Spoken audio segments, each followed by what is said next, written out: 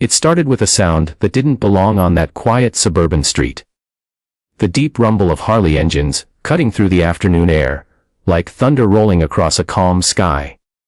4 bikers rode in, their black vests bearing the fiery insignia of the Hells Angels, their shadows stretching long on the warm pavement. Neighbors watched from behind curtains. Mothers pulled children indoors, and even the wind seemed to hesitate. But amid that rumble and steel, a smaller, softer voice rose, trembling, innocent, and heartbreakingly desperate. "Sir, will you buy my bike?" The men slowed, engines idling low. At the edge of the sidewalk stood a little girl, no more than 6. Her hair was light and messy. Her dress too neat for how worn her shoes looked. A pink bicycle with a white basket stood beside her, and in her hands, she clutched a cardboard sign that said, "For sale."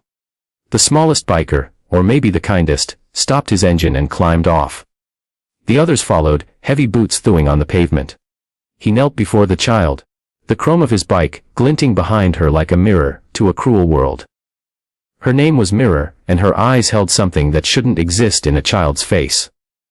Exhaustion. Behind her, under a tree in the distance, an older woman sat slumped against the trunk, wrapped in a blanket, pale and thin.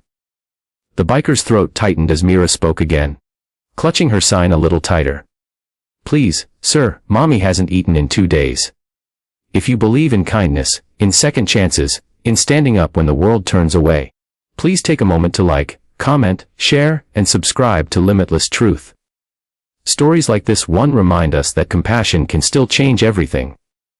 The biker's name was Ryder. His brothers called him Wolf. But the nickname never really fit. Beneath the tattoos and leather was a man who had lost more than most people could imagine. A father who'd walked away. A son who never came home, and a faith in the world that he thought was long gone. But that day, kneeling on that hot pavement, he felt something stir again. He asked her softly what she meant, and between halting breaths and tiny tears, Mira told him everything. Her mother, Clara, had worked at a local catering company owned by him, and everyone in town respected Mr. Hensley, the CEO, who smiled on magazine covers and donated to charities for the cameras. When the company downsized, Clara was among those fired. She pleaded with him, begged to keep her job just a few weeks longer so she could feed her daughter. But Hensley didn't care. He said she was replaceable. Since then, Clara had been too weak to find new work. The bills piled up, the fridge emptied, and pride kept her from asking for help. Mara had taken her only toy, her pink bicycle, and decided to sell it for food. Ryder felt something inside him snap, like the last thread holding back years of buried anger. His brothers, Tank, Viper, and Mason, had seen that look before. Without a word, they nodded. It wasn't pity they felt. It was rage, the kind born from seeing innocence crushed by greed. Ryder reached into his vest, pulled out his wallet, and placed a wad of bills in the little girl's trembling hand.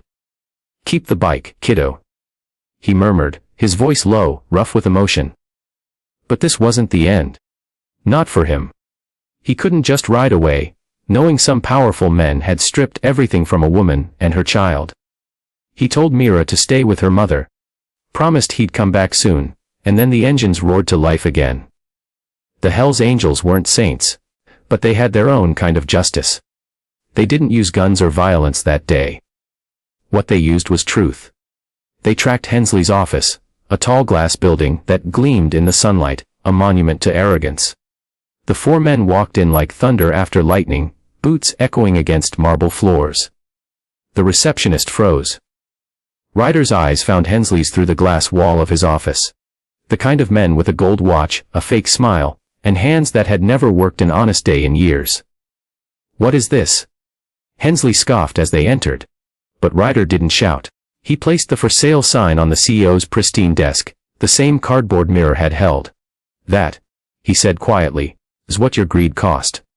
For the first time, the polished businessman looked shaken. Ryder told him about the little girl. The mother starving under a tree, and the bicycle worth more in love than all his cars combined. Hensley tried to defend himself, mumbling about business and layoffs.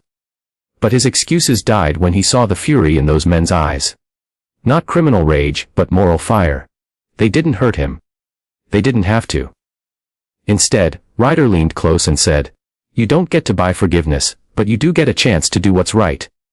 By sunset, the news had spread across the town that the CEO who once fired a struggling mother had anonymously donated a year's worth of groceries to families in need, paid off hospital bills for single parents, and rehired those he'd wronged. No one knew what changed his heart. Only a few rough men and a little girl with a pink bike did. When Ryder and his brothers returned to that tree later that evening, Mira ran to them, her eyes wide with joy. Her mother, Clara, stood now, still weak, but smiling for the first time in weeks. The light caught her face, and Ryder noticed the way her hand trembled when she tried to thank him. He simply nodded, tipping his head as the engines cooled beside them. "You don't owe us anything," he said. "Just promise you'll never give up." They shared bread that night, the bikers, the woman, and the little girl who'd sold her bike, not for toys, but for love. The sunset painted gold across the chrome, the grass, and the cardboard sign that now lay folded in Myra's lap.